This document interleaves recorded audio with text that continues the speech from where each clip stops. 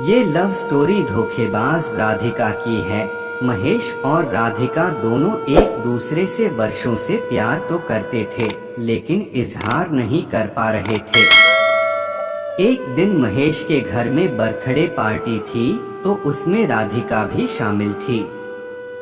राधिका को देखकर महेश मदहोश होता जा रहा था। वो सोच ही रहा था, आखिर राधिका को अपने प्यार के बारे में कैसे बताऊं।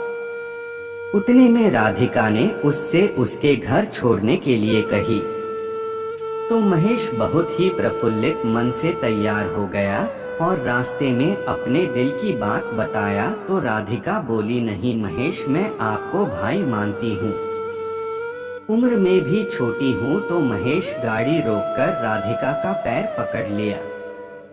महेश ने कहा, बस मुझे आपके कदमों में रहना है। आखिर में राधिका मान गई और कॉल और व्हाट्सएप पर बात न करने का सलाह दिया।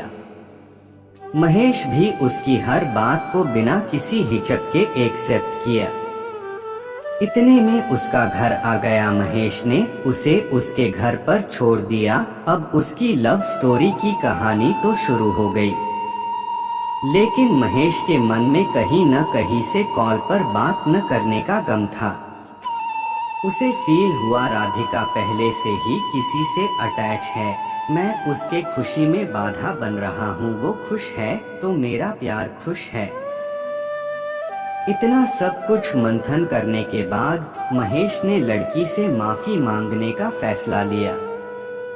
लगभग 2 दिन बाद महेश ने किसी तरह से लड़की से जाकर माफी मांगी। महेश ने बोला, राधिका मुझे माफ कर देना, मैं आपसे प्यार नहीं करता। इतना कहती ही राधिका पूरी तरह से शॉक्ड रह गई। आखिर प्यार के लिए जो बंदा पैरों पर गिर सकता है, वह अचानक माफी क्यों मांग रहा है।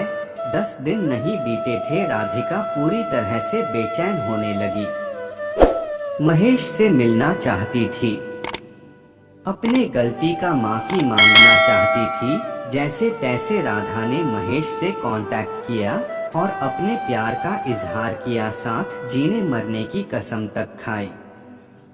राधिका का बर्थडे 9 जुलाई को था।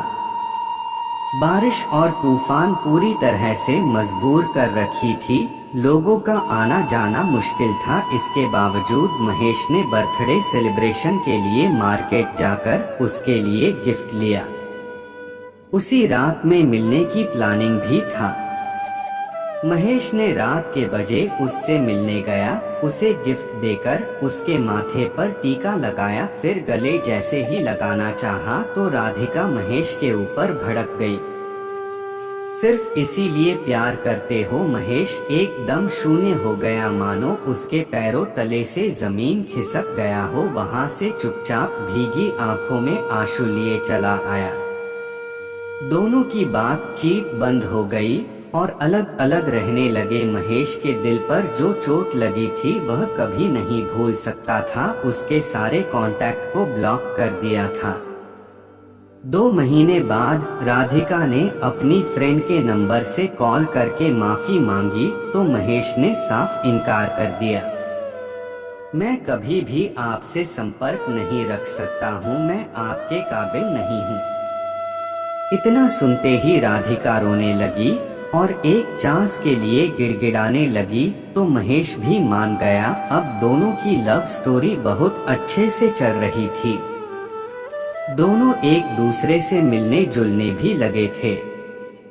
महेश राधिका के हर जरूरत को पूरा करता था, यहाँ तक उसके कॉलेज की फीस भी भरता था। एक दिन राधिका और महेश लॉन्ग ड्राइव पर थे, तो राधिका के नंबर काफी कॉल और मैसेज आते रहते, लेकिन महेश के सामने कोई भी कॉल और मैसेज पिकअप नहीं किया। महेश को रास्ते में शक होने लगा, आखिर बात क्या है। जब महेश ने मोबाइल को चेक करने के लिए मांगा, तो राधिका ने स्विच ऑफ होने का बहाना किया। अब राधिका और भी शक के घेरे में आ गई। महेश गाड़ी रोका और मोबाइल लिया, तो देखा 53 मिस्ड कॉल और व्हाट्सएप खोलकर चेक किया, तो आई लव जानू जैसे मैसेज लगभग 16 लड़कों के थे, जिसमें राधिका का भी रिप्लाई भी था। महेश ये सब देखकर काफी दुखी हुआ और वही रिश्ता तोड़ने का फैसला किया। लड़की को वही छोड़कर वह घर चला आया। वो कहते हैं, न सच्चा प्यार करने वालों को सच्चा प्यार नहीं मिलता है। जैसे कि आपने राधिका और महेश की लव स्टोरी को देखा और सुना।